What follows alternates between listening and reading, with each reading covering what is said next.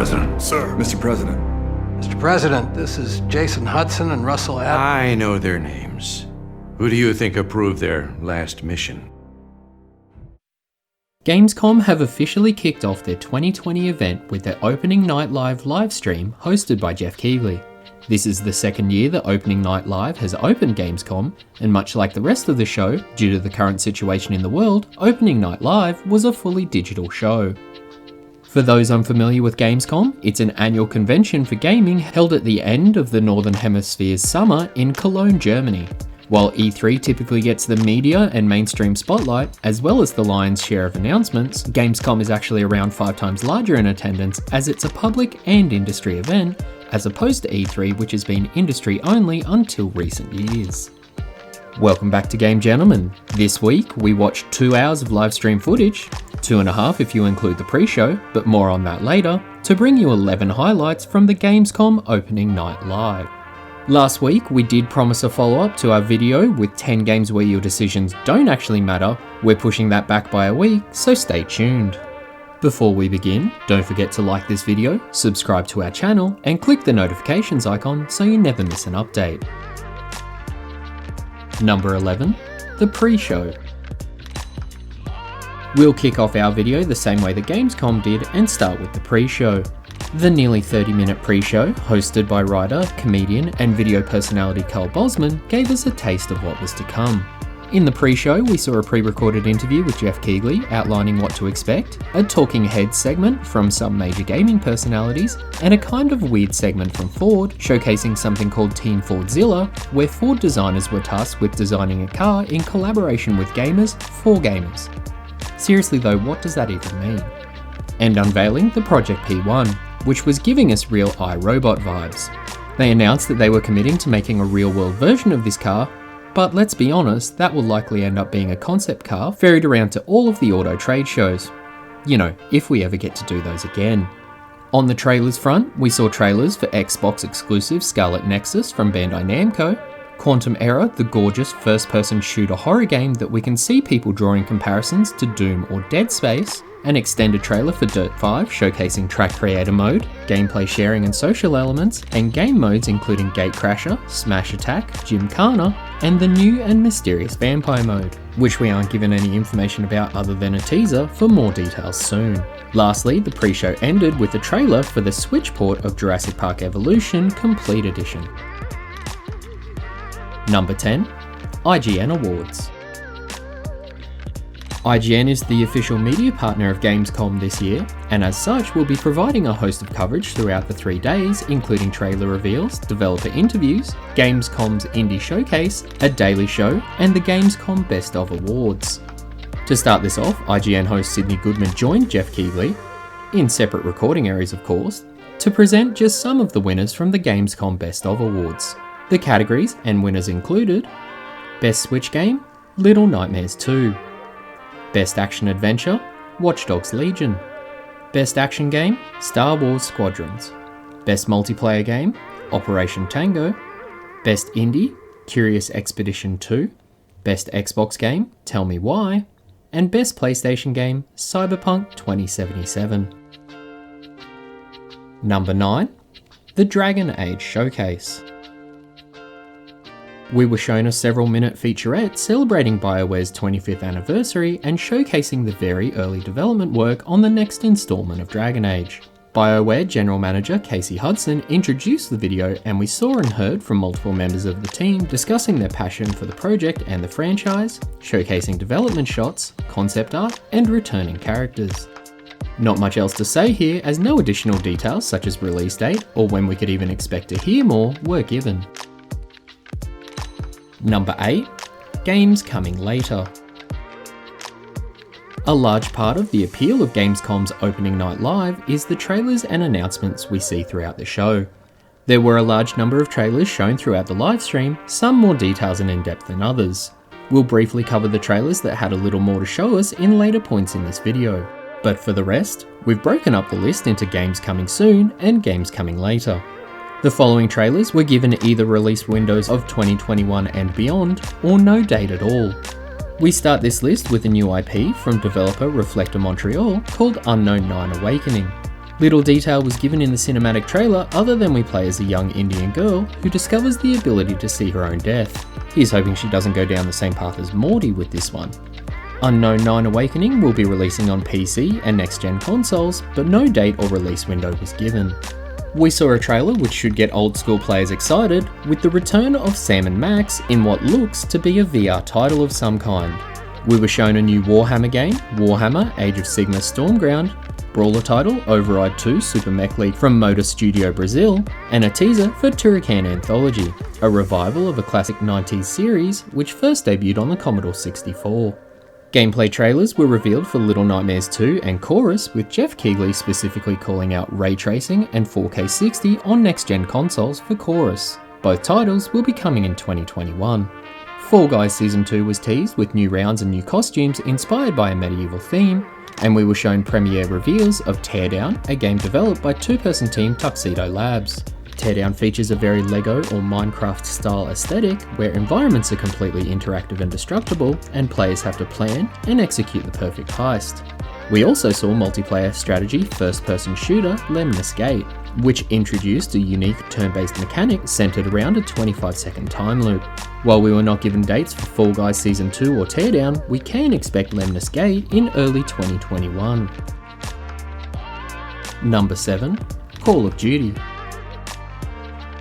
The main show opened with another look at Call of Duty Black Ops Cold War, which was officially revealed yesterday, with Geoff Keighley speaking with Dan Von Drack from Raven Software to discuss some of the innovations in the single-player campaign, character customization, choice, and narrative. We then saw an extended version of the scene in yesterday's trailer where the characters are being briefed in with Ronald Reagan. We kind of wish that this game either wasn't revealed in such detail yesterday or that they had some new gameplay or more information in today's show, because this just felt like a retread of information which was still fresh in our minds. Also, is it just me, or does CIA agent Russell Adler look like he's modelled after a young Robert Redford? And if you don't know who that is, ask your parents. Number 6. Crash Bandicoot. We got more details for the upcoming Crash Bandicoot title, Crash Bandicoot 4 It's About Time, with Toys for Bob producer Lou Studdert showcasing a new feature called Flashback Tapes. Flashback Tapes will introduce a new style of level which take players back in time to when Crash and Coco were being experimented on by Neo Cortex. Players must collect these flashback tapes without dying in a given level before they can navigate the challenging platforming and puzzles that lie ahead. Number 5. Star Wars Everything. Star Wars was featured not once but 3 times throughout the course of the show, with Motive Studios starting by showcasing more gameplay for the dogfighting title Star Wars Squadrons. We were shown a section of gameplay from the single-player story, showing an Imperial mission where you're tasked with extracting a spy from the rebel ranks. Throughout Squadrons, players will play through missions from both sides of the war and pilot 8 different starfighters. Squadrons will also be VR compatible. The Sims is getting its own Star Wars themed add-on pack called Journey to Batuu, releasing September 8, allowing players to torture their Sims in a galaxy far, far away. Come on, we all know that you've killed your Sims on purpose at least once. Lastly, we saw a trailer for the LEGO Skywalker Saga, encompassing the stories of all 9 Star Wars films. LEGO Star Wars The Skywalker Saga looks like, well, every other licensed LEGO game, featuring familiar gameplay mechanics and the series' trademark tongue-in-cheek humour. Number 4. Gamescom Forest Project.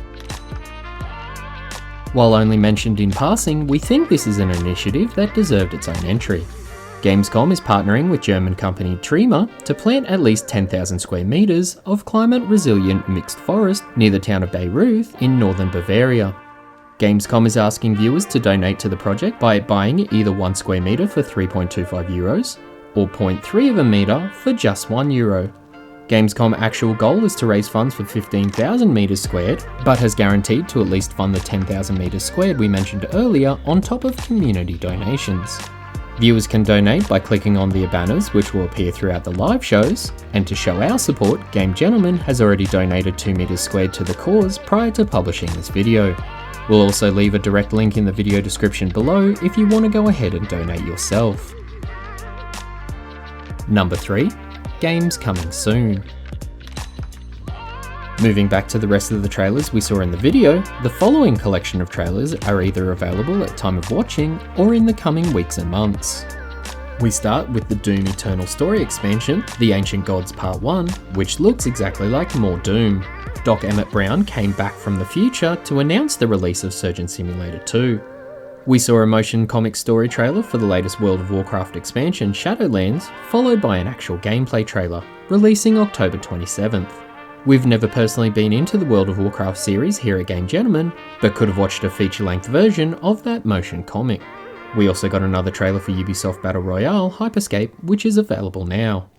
Bloody, third-person shooter Outriders, which we covered in a previous video about games without release dates, showed off its latest trailer and confirmed its release for holiday 2020. Anime soccer game Captain Tsubasa Rise of New Champions will be available by the time you watch the video. Necromunda Underhive Wars will be coming to current consoles and PC on September 8th.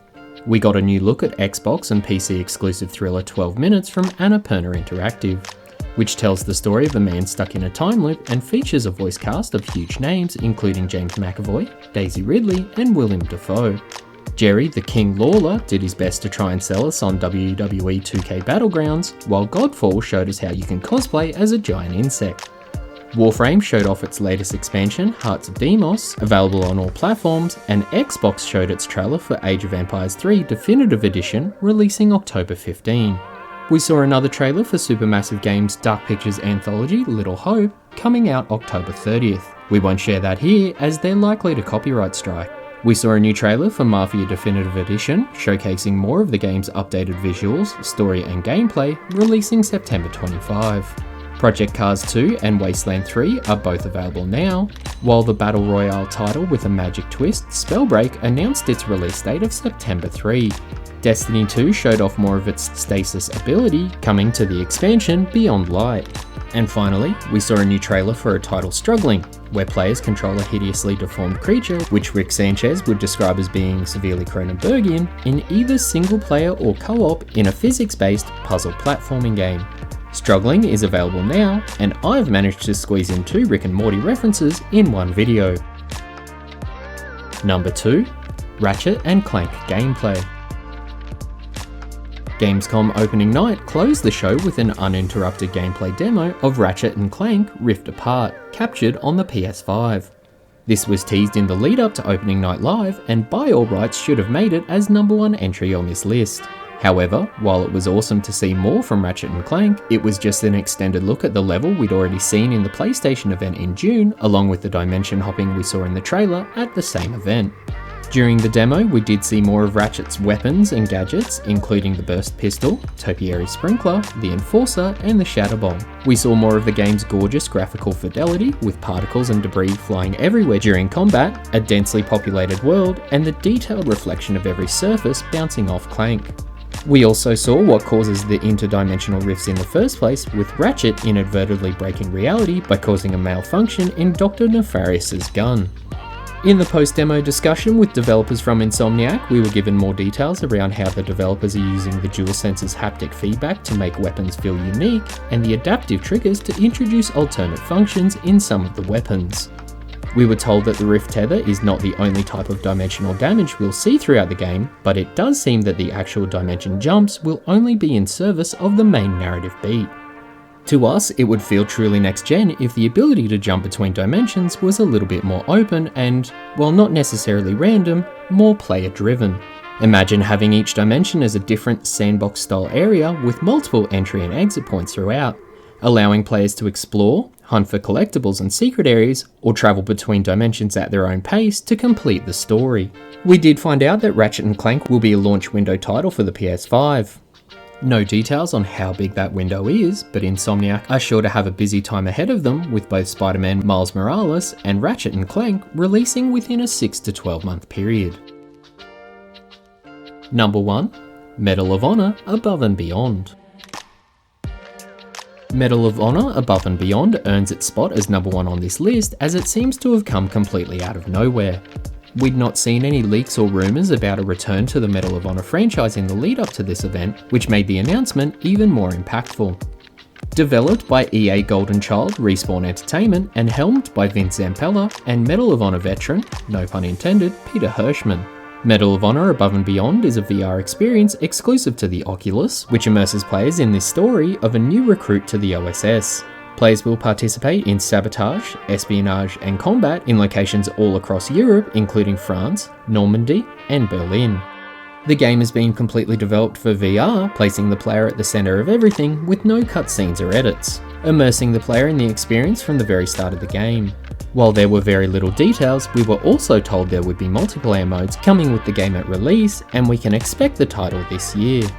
It's just a shame that this one is exclusive to the Oculus. VR in itself is a pretty niche corner of gaming, but to lock it to a single manufacturer, even one that's owned by Facebook, makes us think that this is a great game that 99.9% of gamers will never get to experience.